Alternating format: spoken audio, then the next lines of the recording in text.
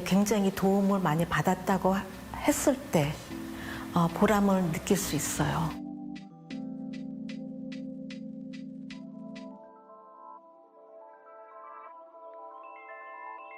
Anxiety of Words, 제퍼 프레스가 출판을 한 시집이에요. 선집이에요.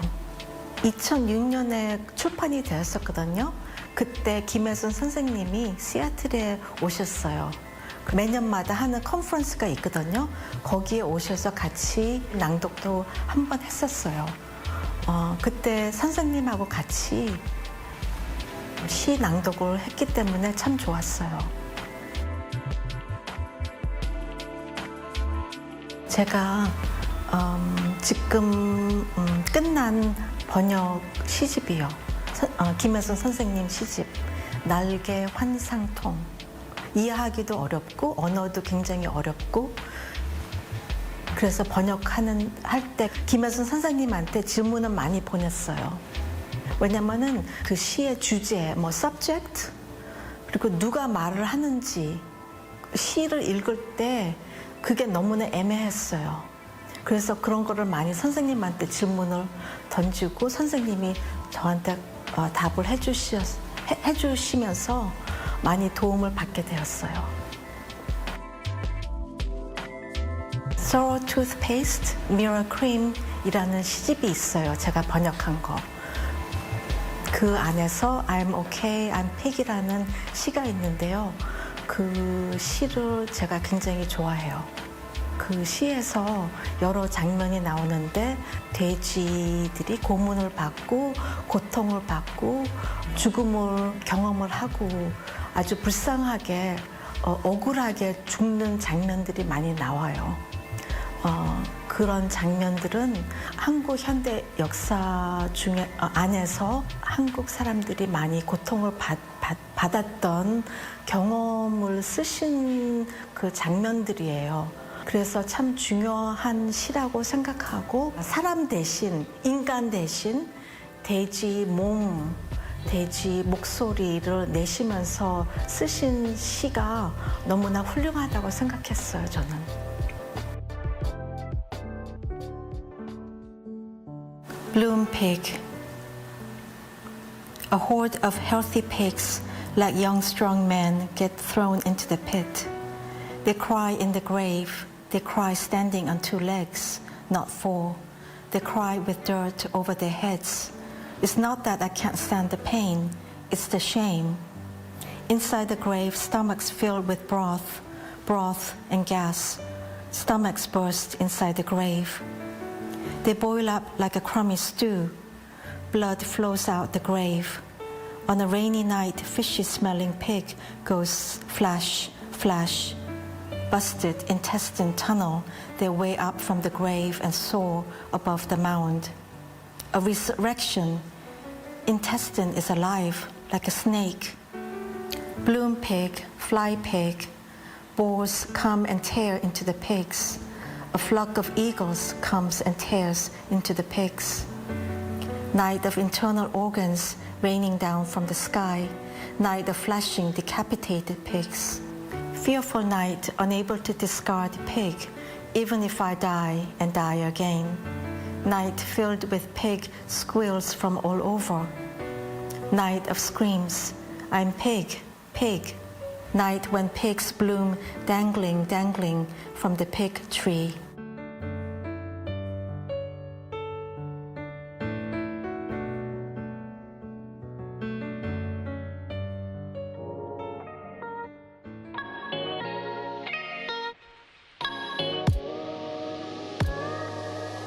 김혜순 선생님이 창작하는 언어는 비스럴하고 이미지가 굉장히 뚜렷하게 나오는 언어예요. 그 언어에서 동물들이 많이 나오는데 쥐들도 나오고 쓰레기도 많이 나오고 버려진 그 동물들, 버려진 목소리 그런 목소리들을 제가 또 받아서 영어로 옮기는 일을 하는 게 참 매력적이라고 생각해요.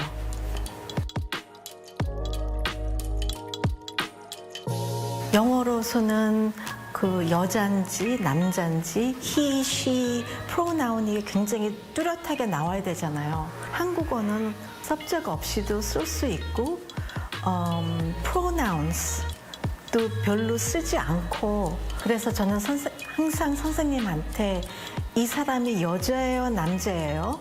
그가 누구예요? 항상 그런 질문을 던지고 있어요. 시에 나오는 리듬, 톤, 목소리 그런 거를 다시 영어로 살려야 된다고 생각해요. 뜻만 아니라. 물론 영어하고 한국어하고 그 문법은 굉장히 다르잖아요. 그 문법도 생각하면서 하지만은 뜻보다 그런 감각, 경험, 그 언어를 다시 어떻게 경험을 할 수 있는지.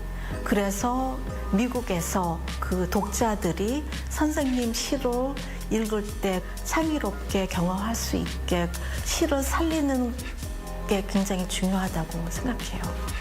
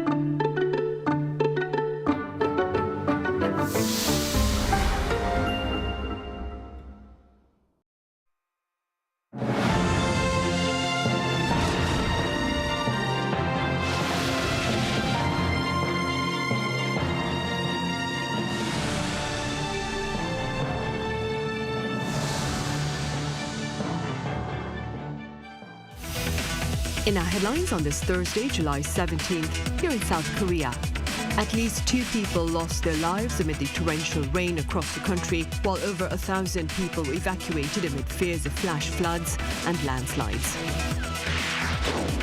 Meanwhile, today is Constitution Day here in South Korea, and to mark the occasion this year, a monument was unveiled on the front lawn of the Nat'l Assembly earlier in the day.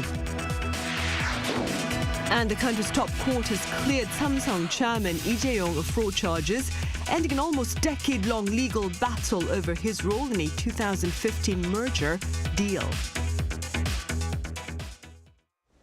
We start here on the national front with news of the torrential rain across the country. I have our Pyun Jae-young standing by live on the line with the latest. Now, Jae-young, I hear there have been a number of fatalities. Yes, Sunny, the ongoing heavy rainfall has already turned deadly. This morning, a man in his 50s was found dead inside a submerged vehicle in Seosan City, Chungcheongnam-do Province. He was discovered in a state of cardiac arrest and was later pronounced dead at the hospital.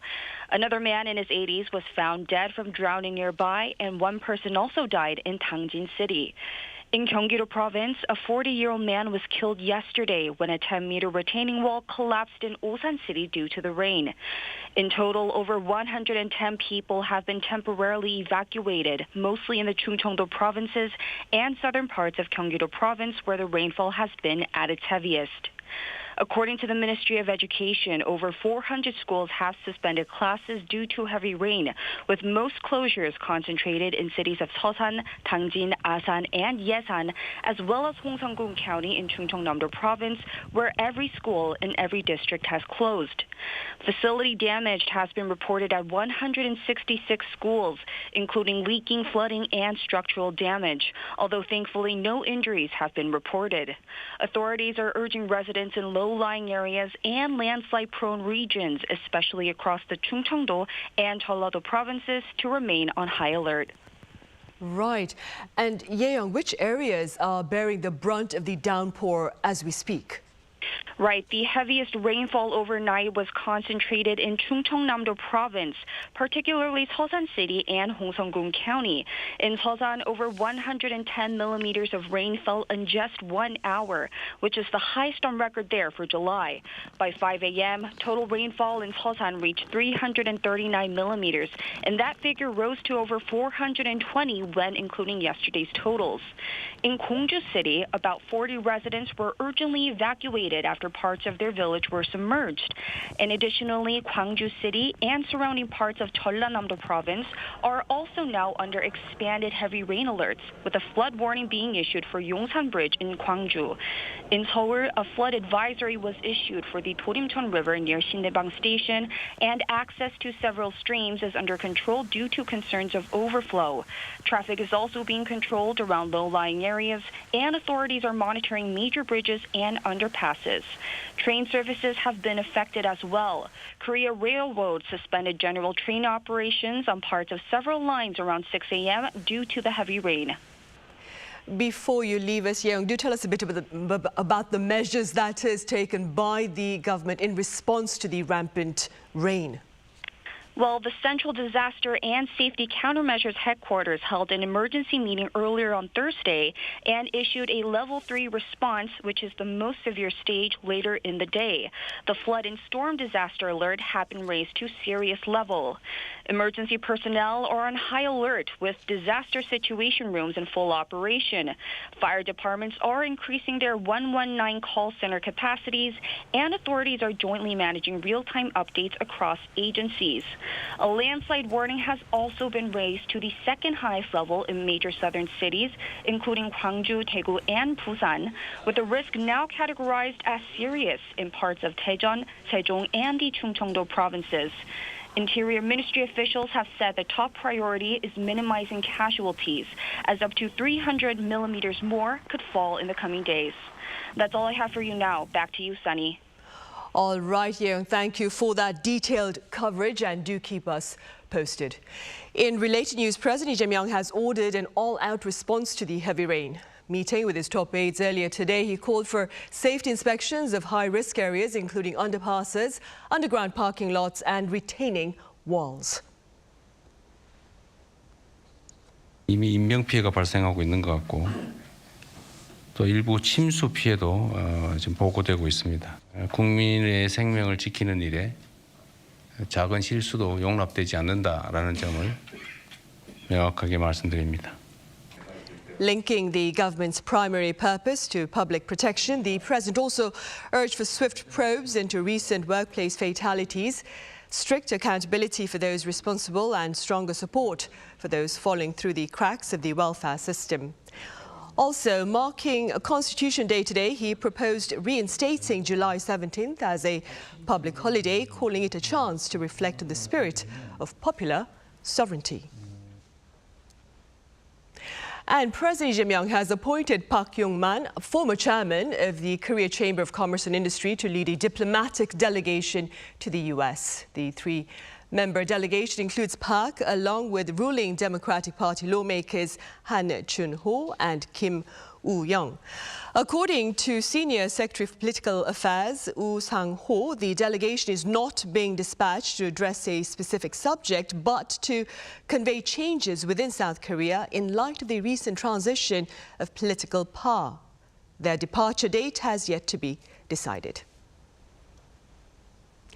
Meanwhile, at the Parliament confirmation hearings for nominees of the Foreign and Economy Minister posts took place today. Our Kim Jong-sil has the latest. Foreign Minister nominee Cho Yeon expressed confidence that an agreement on U.S. tariffs could be reached before the August 1st deadline set by President Donald Trump. When asked at Thursday's confirmation hearing whether the negotiations could conclude in such a short time, Cho said this. It seems possible, though it's hard to predict. We are putting in our utmost efforts, and from the U.S. perspective, South Korea is not only a very important ally, but also a key trading partner, so I believe they will prioritize negotiations with us. Cho also highlighted the potential for both countries to turn the crisis into a win-win opportunity by leveraging South Korea's strengths. If appointed, he pledged to visit the U.S. as early as next week to help finalize the crucial negotiations. Moving to security, Cho was asked whether North Korea remains South Korea's primary enemy. North Korea is an urgent and existential threat, but it is also a necessary partner in dialogue for peace and stability on the Korean Peninsula. Cho emphasized the importance of close cooperation with the U.S. to ease tensions with North Korea and create opportunities for dialogue. He also outlined plans to strengthen trilateral cooperation with the U.S. and Japan while encouraging constructive roles from China and Russia. Meanwhile, confirmation hearings for key economic positions also took place. The finance minister nominee Koo Yoon-chol highlighted rising inflation, declining household incomes, and worsening external factors, stressing the decline in growth potential. He vowed to lead economic reforms to boost South Korea's future growth. Industry Minister nominee Kim Jong-wan outlined plans to boost exports and investments, emphasizing trade policies to strengthen the national interest, especially in response to U.S. tariffs, and expanding global trade networks through agreements and APEC summits. As hearings continue, focus remains on how nominees' policies will shape South Korea's security and economy. Kim Jong-sil, Arirang News.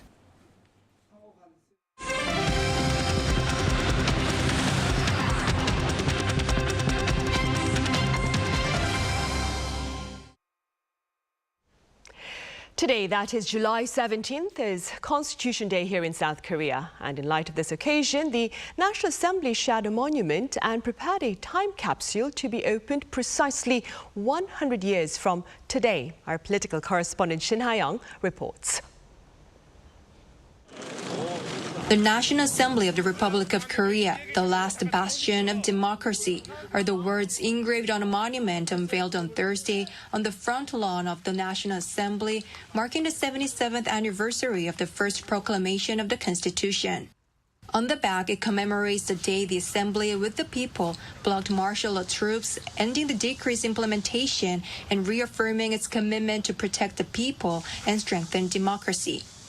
Beneath the monument lies a National Assembly time capsule buried to mark the 77th Constitution Day, and it contains items that reflect the spirit of the times and will be opened 100 years later on July 17, 2125. The items include legislative and policy reports, notable bills, Dokdo-related publications, photos of the Assembly, a back of gavel, and messages from lawmakers and staff to future generations. South Korea's constitution was promulgated in 1948 based on open democracy. It was last revised in 1987 after decades of authoritarian rule. To celebrate the anniversary, the National Assembly held a special ceremony on Thursday where Speaker Woo Won-sik highlighted the power of the Constitution. This is the first Constitution Day since the December 3rd Martial Law Declaration. In Korea, the people protect the Constitution, and the Constitution protects them. That's why the Constitution is powerful, and Korea is strong. Woo also called for constitutional reform, saying this was needed to meet today's needs and to build a stronger democracy and improve people's lives. He floated the idea of a constitutional referendum alongside the presidential election back in April in order to address calls for decentralization of power following the martial law declaration, but withdrew this after a backlash. We need to act before it's too late.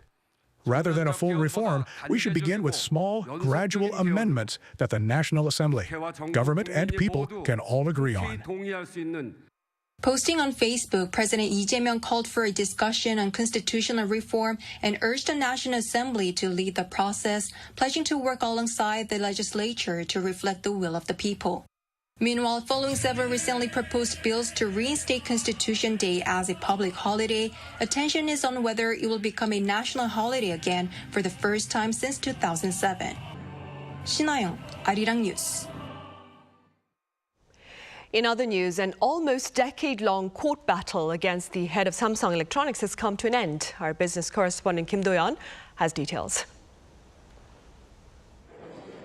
After nearly a decade of legal battles, Samsung Electronics Executive Chairman Lee Jae Myung is now officially free of all charges. On Thursday, South Korea's Supreme Court upheld a lower court ruling acquitting the Samsung chairman of fraud and market manipulation. The case entered on a controversial 2015 merger between Samsung C&T and Jae Industries, a deal that helped ease cement control over Samsung Electronics despite not owning direct shares. The merger came as Lee was in the midst of inheriting leadership from his now late father, Lee Gun-hee. Prosecutors argued the merger unfairly favored Jae, where Lee was the largest shareholder.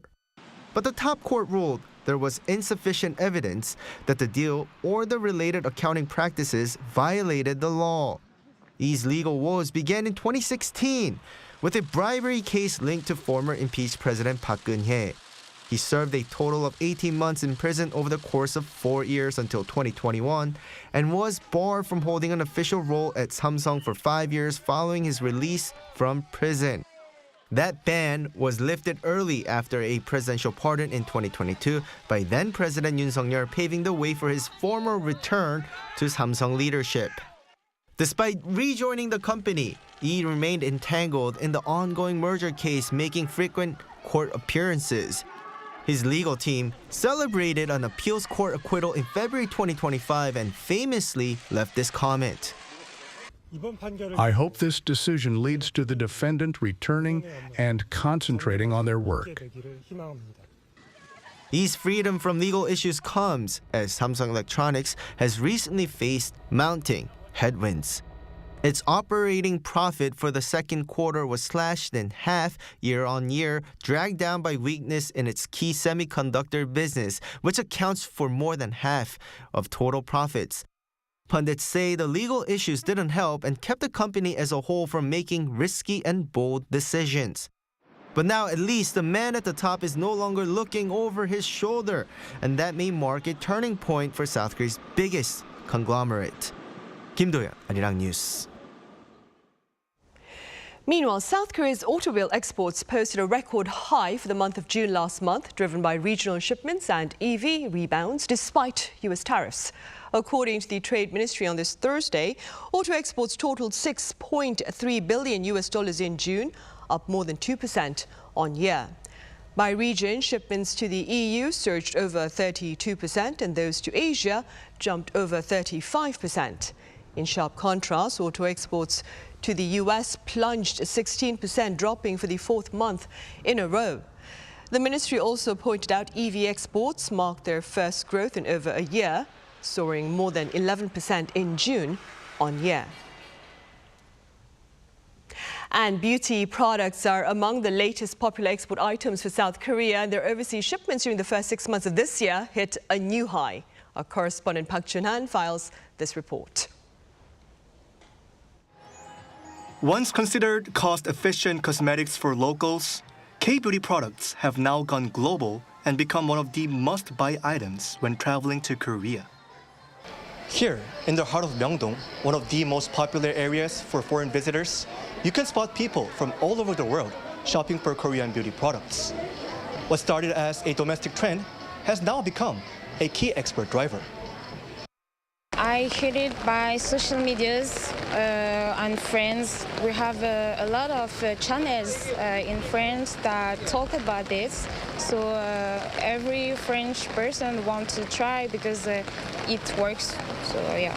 It's my first time. I never tried it, so I will try and see. We found out, well, through TV. I think it is well known that Korean beauty products are very good. And also friends and family who told us, oh, you're going to Korea, so can you bring me this or that, this product? Because they know that you are very famous for that. The growth of South Korea's beauty product exports is surging at a dramatic pace, backed by record figures. According to the Ministry of Food and Drug Safety, South Korea exported cosmetics to 176 countries in the first half of 2025, reaching a total of $5.51 billion, a 14.8% increase from the same period last year. By country, China, the United States, and Japan were the top three importers, accounting for 48.1% of total exports. Although China saw an over 10% year-on-year decrease in export value, it still ranked as the #1 importer. The United States and Japan, however, saw remarkable increases of over 17% and 15% respectively. A beauty industry expert says that Korean cosmetics are technologically advanced for their price and are creative in product development. Cosmetics companies in South Korea are so technologically advanced and cost-effective that last year we became the third largest exporter in the world.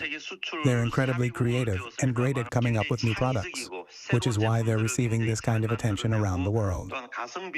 Another claim made by the same industry expert is that culture exposure and influence, such as through K-pop and K-drama figures, are attracting potential consumers to buy K-beauty products.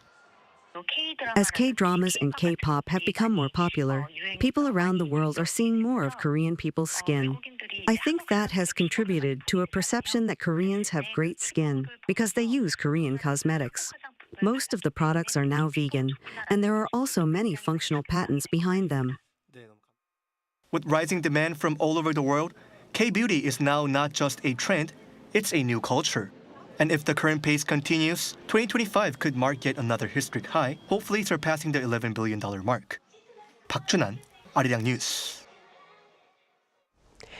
In the Middle East, Israel has launched airstrikes against Syria, and the U.S. is scrambling to resolve this latest outbreak of violence in the region. Our Lee Jae has more. The Israel Defense Forces announced Wednesday that it had conducted airstrikes on Syria's military headquarters in Damascus. These strikes damaged both the entrance of the Defense Ministry building as well as a military headquarters located near the presidential palace. The moment of the attack was captured during a live news broadcast on local network Syria TV as the anchor reported on Israel's threat to continue attacks. إن الجيش سيواصل مهاجمة قوات.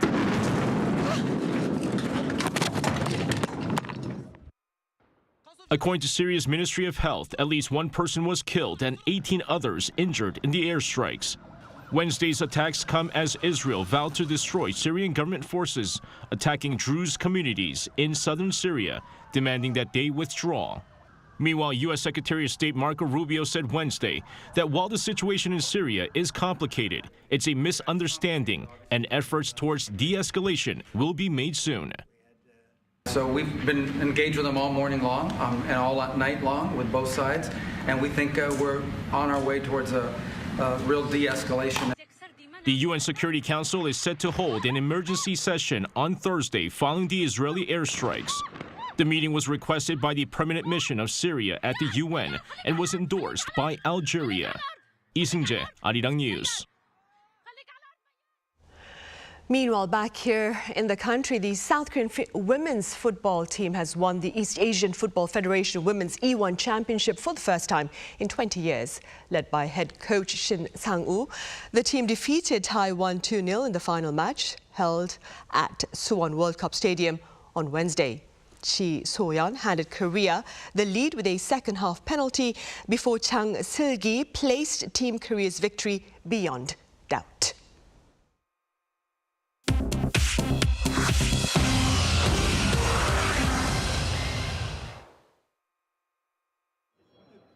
This is The World Now, bringing you the latest stories from around the globe.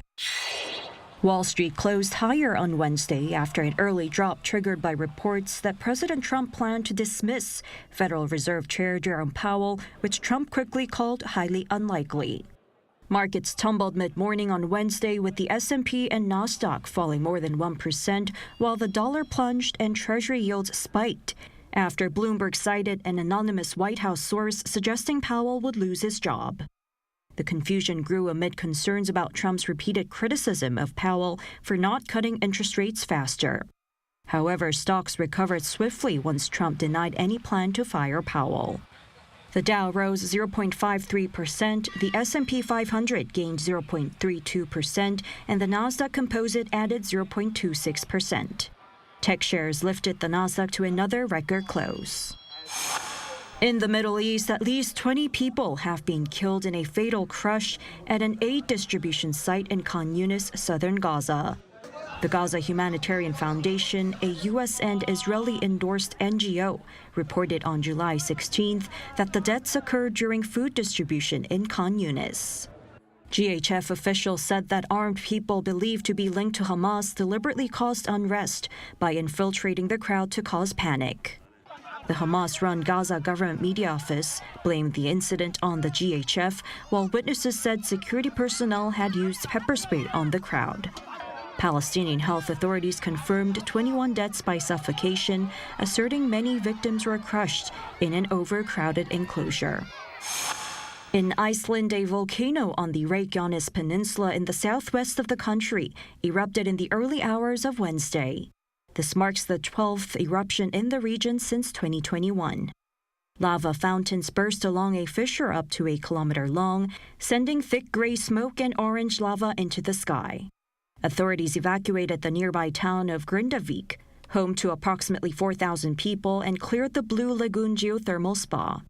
Roads around the eruption zone have been closed, but flights have not been affected. While Reykjanes has been particularly active since 2021, the officials described the recent eruption as relatively small. Researchers in the UK published a study in the New England Journal of Medicine on July 16th, reporting that 8 healthy babies have been born using mitochondrial replacement therapy, which involves the use of genes from 3 people and achieved a 36% success rate. Developed by Newcastle University and the Newcastle Fertility Center, the procedure transfers the nucleus from a mother's fertilized egg into a donor egg containing healthy mitochondria. The babies now carry nuclear DNA from both parents and mitochondrial DNA from a third donor. All children aged from a few weeks to over 2 years are developing normally with no signs of the inherited mitochondrial disease that they were at risk for. 최지희, 아리랑 뉴스.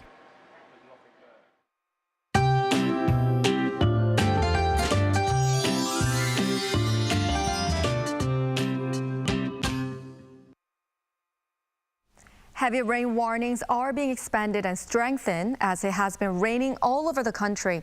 Heavy rain warnings are in effect in the 충청도, 전라남도, 경상남도 provinces. Heavy rain advisories have been issued in most parts of the country. The amount of rainfall expected today is 150 millimeters or more in southern Gyeonggi-do province, 충청남도 province, Daejeon and Sejong, and western Jeollabuk-do province, up to 120 or more in inland areas of Gangwon-do and Chungcheongbuk-do provinces, and 30 to 100 millimeters in the Seoul metropolitan area. You need to be thoroughly prepared for torrential rain until Saturday. Tomorrow morning, Seoul will start off at 24 degrees, Jeju at 26 degrees. Daily highs will move up to 28 to 30 degrees all over the country. A lot of rain is expected by the end of this week. That's all for Korea. Here are the weather conditions around the world.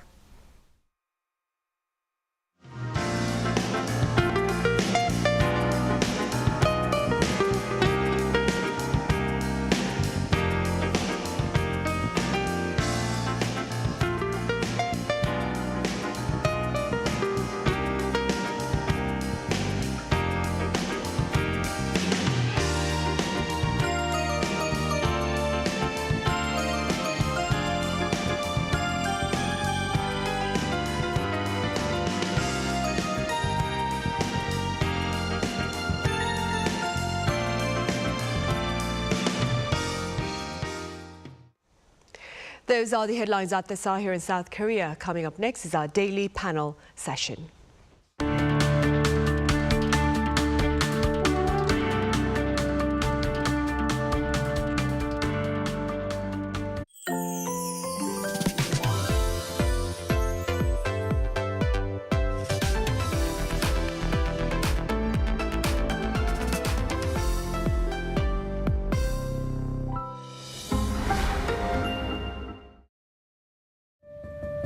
"2025 celebrates the 80th anniversary of liberation.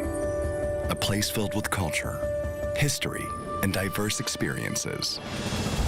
This is the Independence Hall of Korea.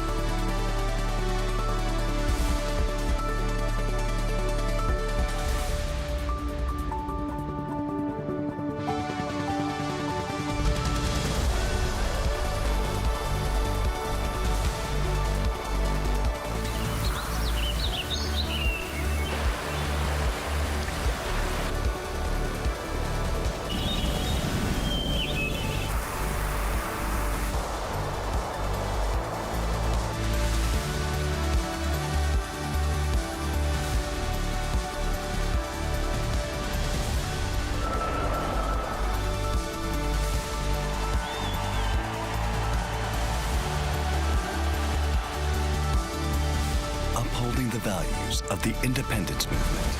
And together with the whole nation, we will make Korea great.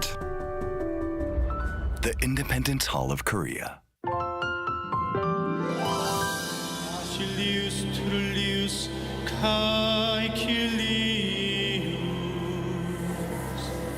Popilius, Petronius, Aquilaruga, Naso, Calba, Lento, Parmesis, Mailiu.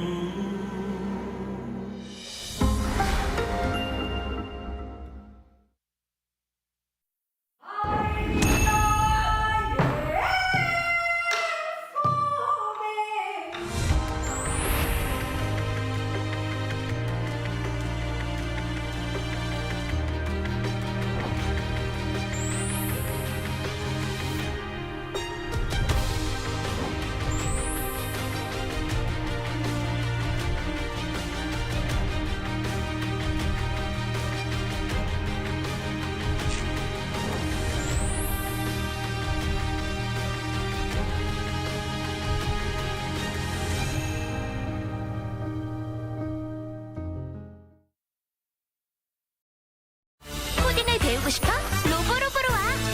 로보로보와 코딩을 배워 로보로보와 사고력 키워 로보로보와 논리력 깨워 코딩 처음이라면 코딩 교육 전문가와 함께 로보로보와 시험을 목표 로보로보와 목표를 이뤄 로보로보와 내 꿈을 펼쳐 미래를 준비하는 코딩 교육 전문가.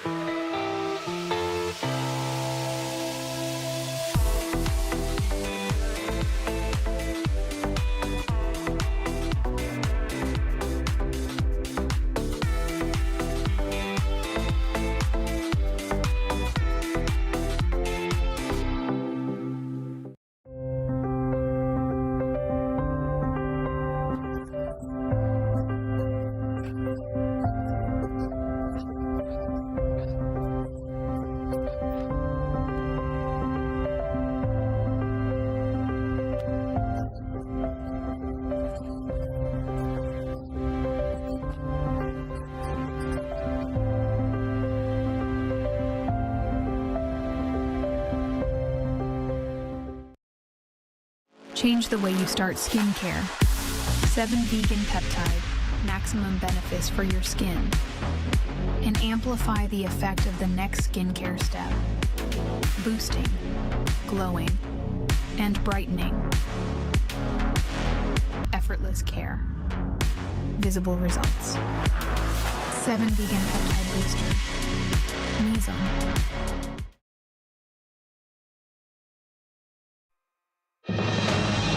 South Korea has dispatched 4 separate delegations to 4 different countries as part of the pragmatic diplomatic initiatives of the Lee Jae Myung administration. We have more press perspective today.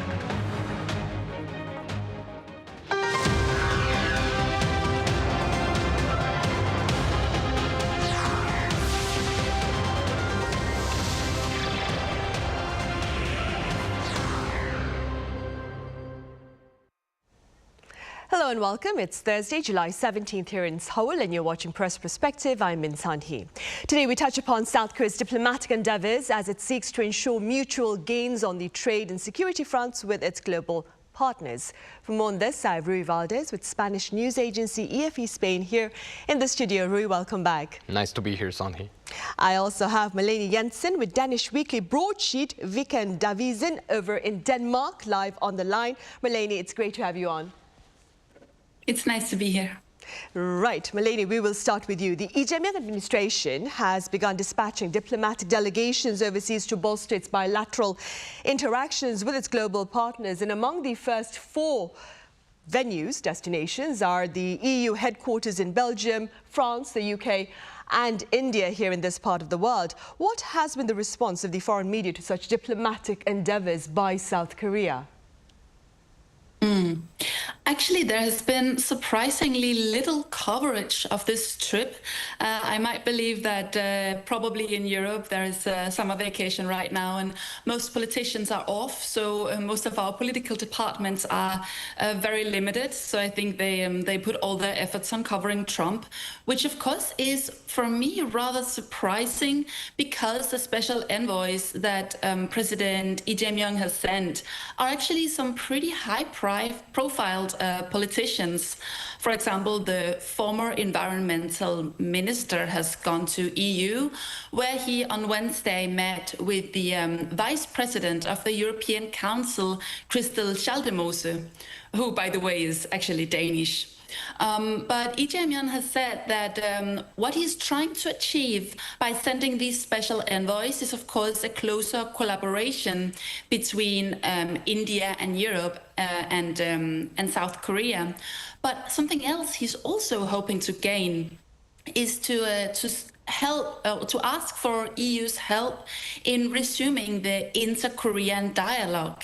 It seems that President Lee Jae Myung is trying to strengthen the ties with North Korea after the relationship has gotten really, really sour during Yoon Suk-yeol's government. And whether he's going to be successful with this is, of course, quite hard to tell. Europe has not previously engaged that much with the conflict on the Korean Peninsula, but at the same time, I'm quite certain that European countries have no interest in any more conflict starting. We already have a lot of focus on Ukraine. We have a lot of focus on the Israel-Gaza conflict. So I'm quite certain that they're not interested in starting any more big conflicts that can have problems geopolitically. Right, for sure. Rui, as I was telling Melanie, the first 4 destinations by the first 4 delegations do not include the US nor China. Granted, today, of course, the top office did mention its delegation to the US to be led by Park Yong-man, but the date of their departure to the US has not been decided. What do you suppose is South Korea's broader intention with regard to its diplomatic endeavors, having mentioned the European country of France and the UK, as well as India, being among the first destinations for the delegations? Right. Indeed, it's a very interesting moment right now in terms of the relation of South Korea with China and the US. It is believed that Seoul has held back the date of sending these special envoys to these countries to maintain leverage and a strategic balance. The topics or the main objective claimed by President Lee Jae Myung office is that these meetings are to reaffirm stability after martial law turmoil and outline their foreign policy vision. But they did say, though, that as a secondary objective, they also focus in expanding cooperation in defense industries, digital technology, climate, supply chains, and cultural exchanges. And why I say this? Presidential office was meaning that these were the objectives for the countries that Malin already spoke about. But if we look closely to these are sectors that are crossing in the negotiations related to sectorial and reciprocal tariffs between US and South Korea. So even though the presidential office claims that these missions will have, they are not to negotiate, but just to push pressing alliance matters. As we have seen, the rules of the game have changed, and now we're moving into a type of negotiation that blends all sectors. And even though this could have a diplomatic essence, it could also become a part of trying to get some deals related to the current negotiations. Another reasons why people think Seoul has hold back on the date to send the special envoys to the US is because the date where the reciprocal tariffs are going to start to apply is coming very close. It's in August 1st. So probably they're trying to first resolve this matter and also a potential summit between President Trump and President Lee that was discussed when the National Security Advisor visited Washington recently. And we do not know the date, but many pundits believe that Seoul is trying to push that these two leaders meet before the August deadline.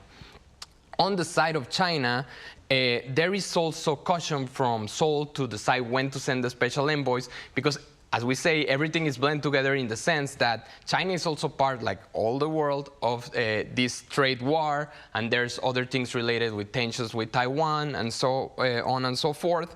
So what many believe is that South Korea is trying to solve one by one. And since it has these two giants who they have to deal with, and the negotiations are ongoing, and some tensions between China and US are also ongoing, they're trying to maybe clear the air or wait for things to cool down to have a clearer choice. Lastly, there was an interesting thing that happened recently. There was a trilateral meeting unprecedented in Seoul between US, Japan, and South Korea.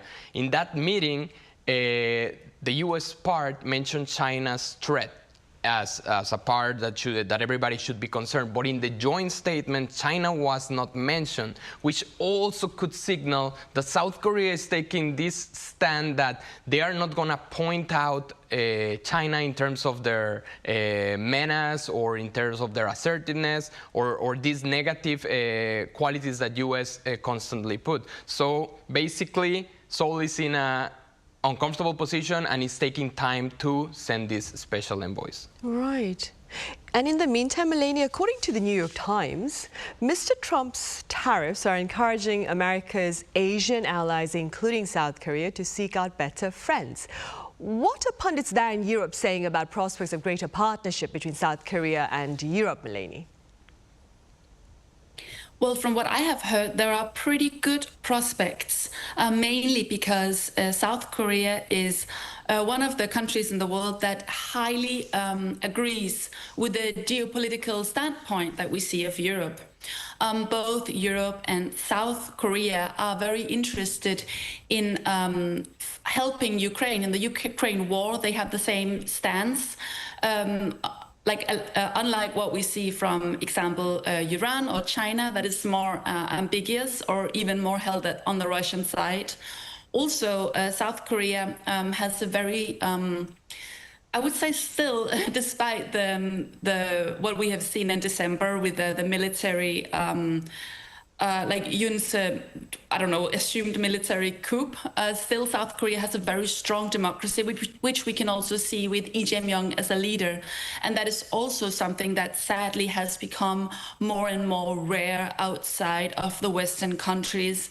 And with the issues we right now see with President Trump and his tariffs and the very sour relationship that has happened between the US and Europe, it's highly likely that Europe is trying to find other solid democratic countries that they can collaborate with outside of the EU that is not America, that they can also collaborate with, where they're sure that they live up to a certain standard when it comes to, for example, health, robotics, ethics, this democratic viewpoint, and also the same viewpoint, as I said before, geopolitically, when it comes to the different wars that is going on right now in the world. Moreover, I think we see a very strong eagerness from the European side to get a closer cultural collaboration with South Korea. That comes because of South Koreans' great cultural successes with, for example, Squid Game, with K-pop. South Korean culture is increasingly becoming extremely popular in all of Europe. I can see that because it made headlines when BTS said that they were about to go back together as a group. It made headlines all over Europe. Fans were extremely happy about it. We see Korean food festivals, culture festivals, music festivals all over Europe. We even see it in Denmark, which only a few years ago, most people were not that interested in South Korean culture or didn't know that much about South Korean culture. I remember 10 years back when I I was a teenager, most people really didn't know much about Korea. They might not even know that the Korean peninsula was split in north and south, but now it has become this mainstream thing. You can buy buldak noodles in the supermarkets. We hear Korean K-pop songs being played in fashion stores. We see branding of South Korea has become a brand, a cultural brand that Europe is very interested in getting a closer collaboration with, because they see a huge market in terms of cars, in terms of culture products, even in terms of military. Right, and speaking about military, Melanie, what are the prospects of South Korea emerging as an arms supplier for Europe, do you think? Well, also here, I think the prospects are pretty good. One of the reasons is that South Korea is already a major export in terms of arms. They're the 10th biggest in the world, as far as I know. And also they are already exporting arms deals or having arms deals with Finland and with Norway, other Scandinavian countries that are definitely opening up the possibility for Europe, because South Korea is seen as trustworthy, it's seen as good, delivering quality, delivering equipment that we can trust, equipment that won't have any kind of surveillance built inside of it. So I do think that the prospects are quite good. And also right now there is war in Europe. Europe are desperately needing more military equipment. Denmark is asking for military equipment. Most of Scandinavia is, Germany is, France is. Everyone is spending more money on military, partly due to the wars, partly due to Trump. And we need places where we can buy military equipment. Previously, we have relied heavily on Israel, but that has become an issue due to the war with Gaza, and there has been all kinds of problems and conflicts in the collaboration between Israel and several European countries. So now I think a lot of people are looking to find new suppliers, where South Korea just seems to be the perfect choice. Right, I see. Moving forward, Rui, earlier this week, South Korea extended formal invitations to APEC leaders for this year's summit over in Gyeongju. Is South Korea's diplomacy back on track, do you think? Well, yes, we can see that South Korea's diplomacy is back on track in terms of procedure. But the real spotlight and the reason now that we are all biting our nails is to know who will attend. Right? The invitations were sent, as you mentioned. The dates were formalized for October 31st and November 1 for the Economic Leaders Summit. And the invitations are sent to all the leaders of the member countries of APEC, which includes China, Japan, Russia, which, if you could imagine it, it would be a very interesting table to see. But of course, not everybody has confirmed their attendance, and also there are some details that maybe would not allow us to see this very special table indeed.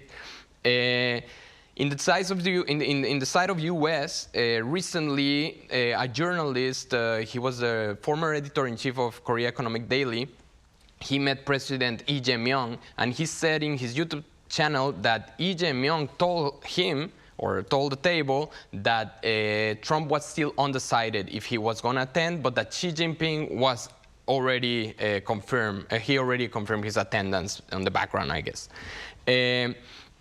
What does this mean? So last APEC summit, we did see the then President Biden meeting Xi Jinping, so it could be a repetition of that, but in a whole new different context.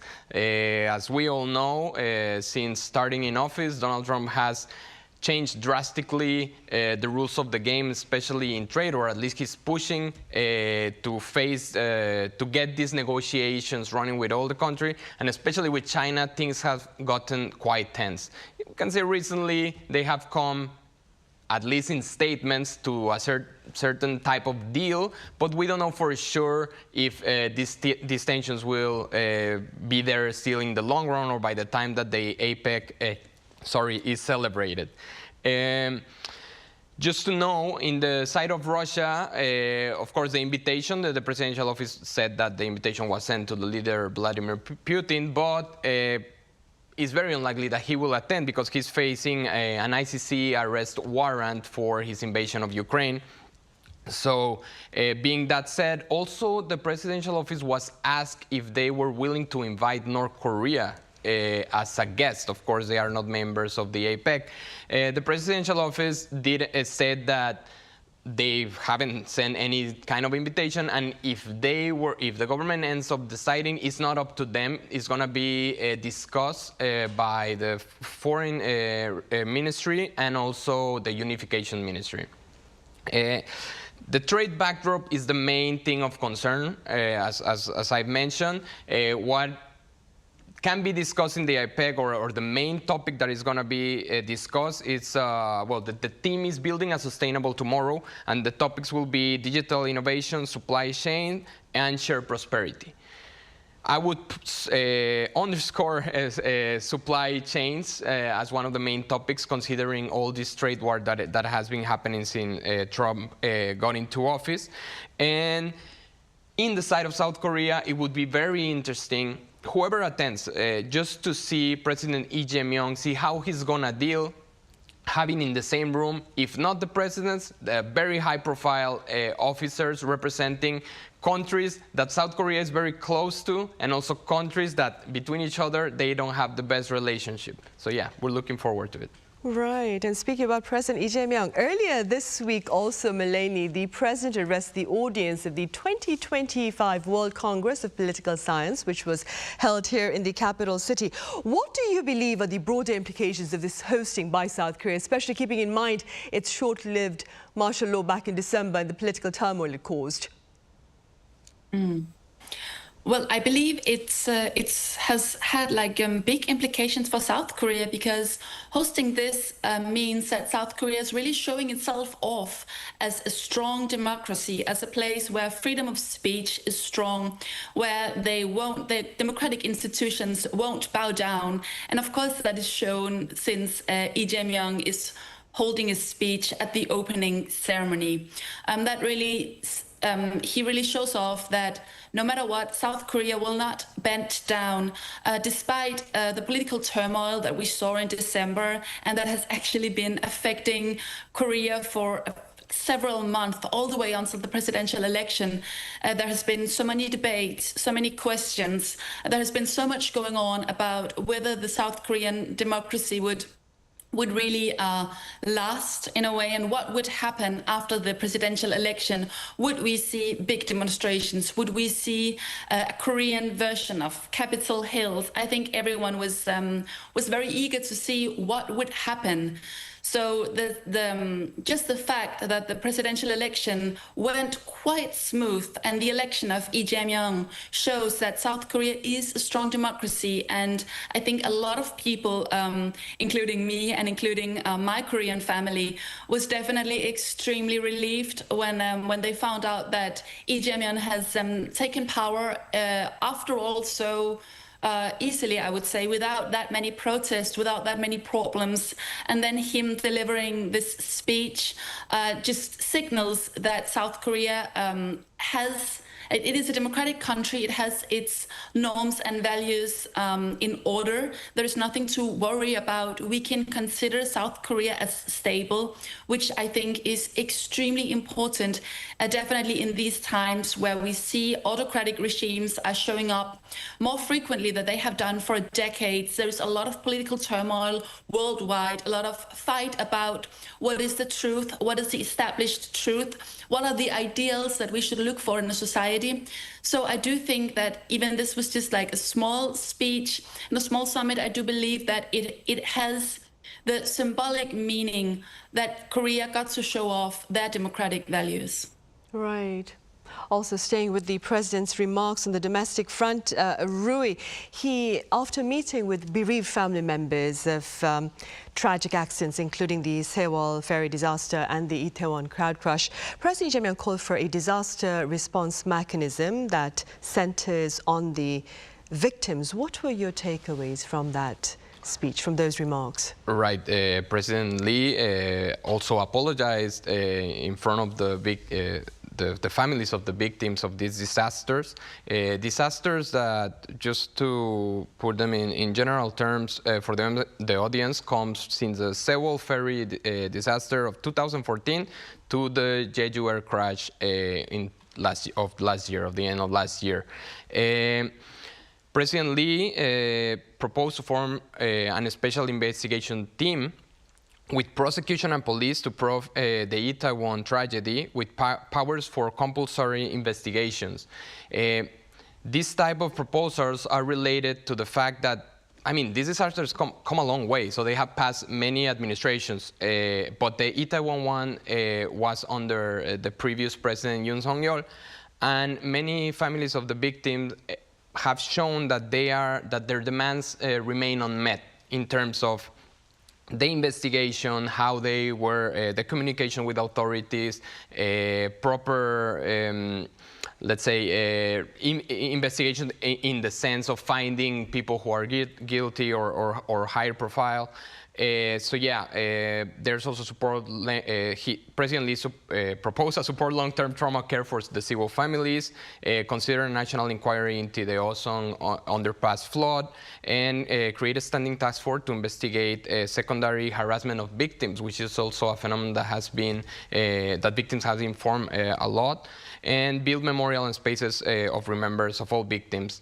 I know we're running out of time, but I wanted just to point out that this type of event is important in terms of the showing of leadership of the president, but this type of events has also been done in the past. So it's still to be known if these promises will be met in the future. Of course, you can never fix the pain of these families, but for sure, they would need to, their demands need to be met fully in order for them to be able to be at peace of some sort with this. To find closure, to see these pledges put into action. Right. And all right, Raymond Frad, that's all the time we have. Thank you so much for your time and your thoughts. And Melanie over in Denmark, thank you very much for your insights today. Thank you. Right, that ends this edition of Press Perspective. Thank you for watching. Do join us again same time tomorrow.